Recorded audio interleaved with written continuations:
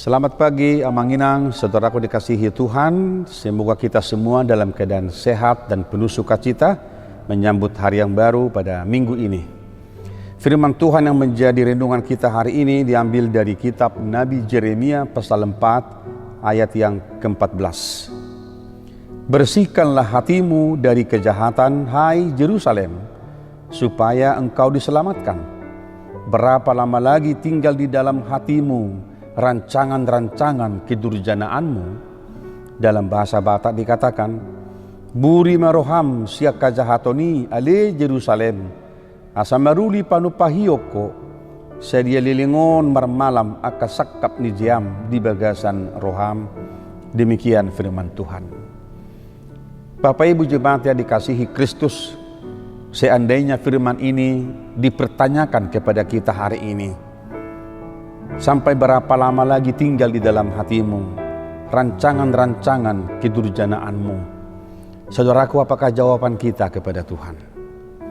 Pertanyaan ini akan membuat kita pada pagi hari ini akan bertanya pada diri kita sendiri, apakah sampai hari ini ada rancangan-rancangan yang jahat di hati kita semuanya?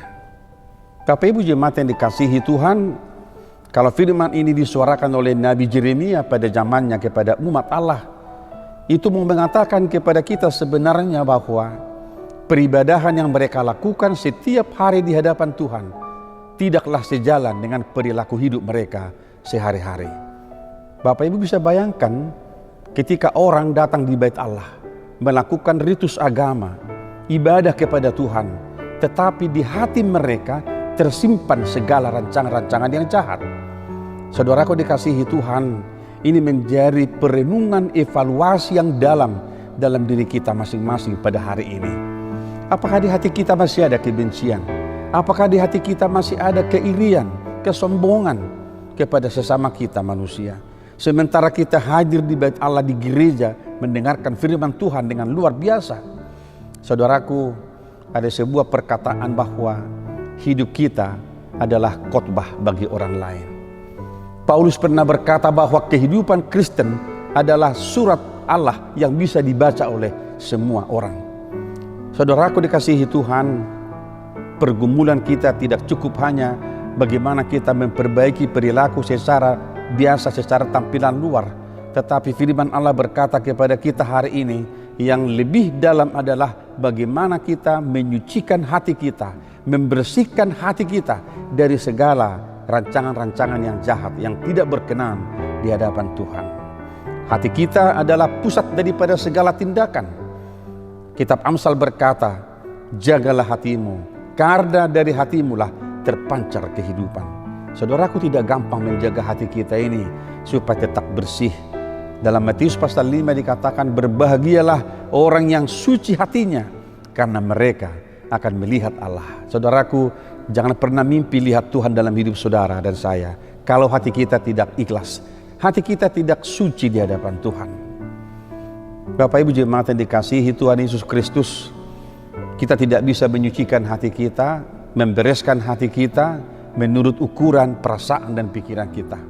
Tetapi hari ini firman Tuhan berkata kepada kita, Roh Tuhan, Roh Kuduslah yang bisa menolong kita, memperbaiki hati kita untuk segera meninggalkan segala rancangan-rancangan yang jahat di dalam hati kita dan mengisi hati kita dengan kebenaran daripada firman Tuhan, sehingga setiap hari apa yang tersimpan di hati kita, segala kebaikan yang ada di hati kita akan nyata di dalam persekutuan kita dengan orang lain, akan nyata dalam tindakan kita, akan terlihat dari perkataan kita, sebab hati kita ini dipenuhi oleh firman Tuhan, dipenuhi oleh kebenaran-kebenaran yang datangnya dari Tuhan.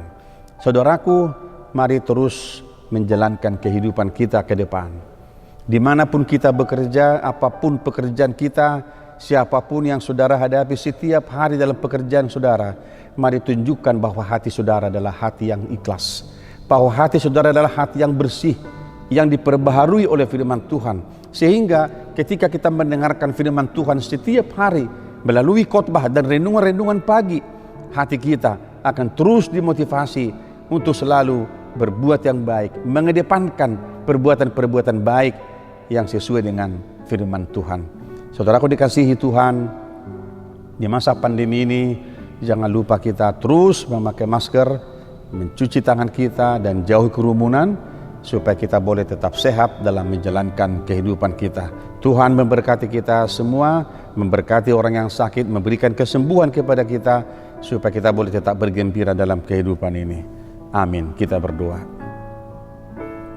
Ya Tuhan, tolonglah kami di dalam kuasa Roh Kudus-Mu supaya hati kami boleh selalu bersih, boleh suci di hadapan Tuhan, dan jauhkan hati kami Tuhan dari segala rancangan-rancangan yang tidak berkenan di hadapan Tuhan. Penuhilah hati, pikiran, dan roh kami di dalam kebenaran firman-Mu.